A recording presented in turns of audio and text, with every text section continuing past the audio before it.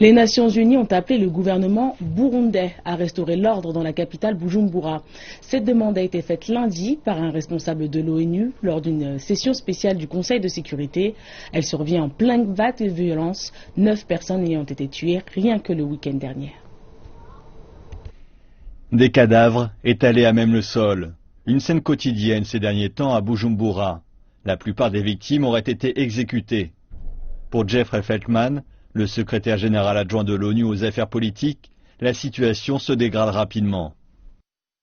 Le Burundi connaît une crise politique et une escalade des violences qui ont de graves implications pour la stabilité et l'harmonie ethnique au Burundi, ainsi que pour la paix et la sécurité dans la région. Les gains politiques, économiques, sociaux et sécuritaires obtenus à travers l'accord d'Arusha sont déjà en danger.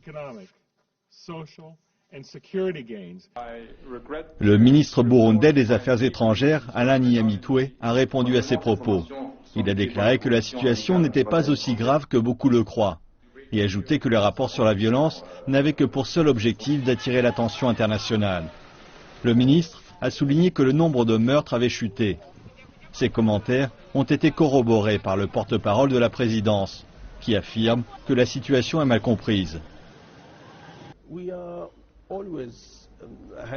Nous sommes toujours heureux et reconnaissants quand la communauté internationale tente d'aider le Burundi à régler ses propres problèmes.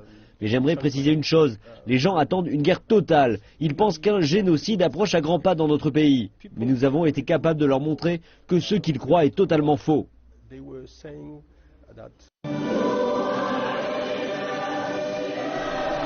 L'ONU semble toutefois voir les choses d'une manière différente, à tel point qu'elle avertit que les violences pourraient dégénérer en crimes de masse.